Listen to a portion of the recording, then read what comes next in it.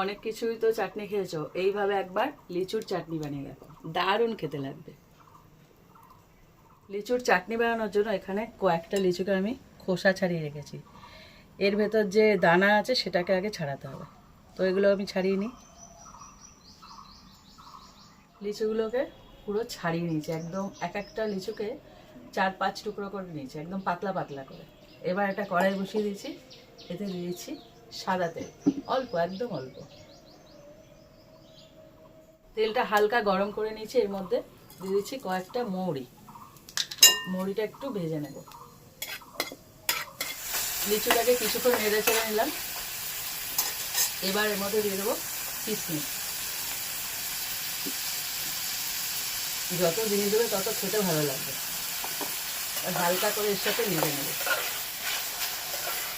দেখো কিশমিশ লিচু সব একসাথে নাড়াচাড়া হয়ে গেছে, এবার দিয়ে দেবো জল।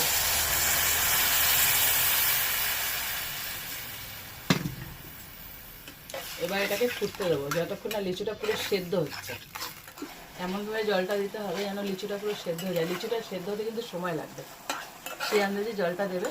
আর লিচুটা সেদ্ধ হয়ে গেছে, আর যতক্ষণ না সেদ্ধ হবে ততক্ষণ মধ্যে চিনি দেবে না, তাহলে আর সেদ্ধ হতে পারবে না, এবার তাকেই থাকবে।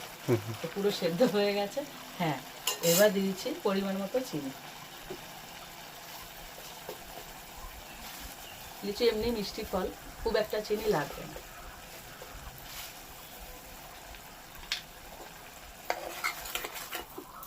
হালকা ভাজা জিরে গুঁড়ো দেবো, এটা দেবো ফ্লেভারের জন্য, একদম অল্প।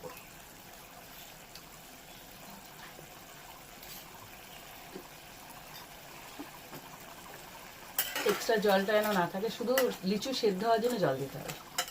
দেখো চিনিটা দেওয়ার সাথে সাথে একটা হালকা গ্রেভি ভাব এসে যাবে। এবার নামানোর আগে দিচ্ছি চেরি।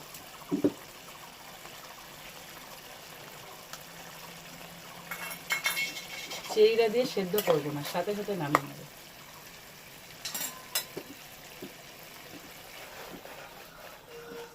ঢেলে নেব।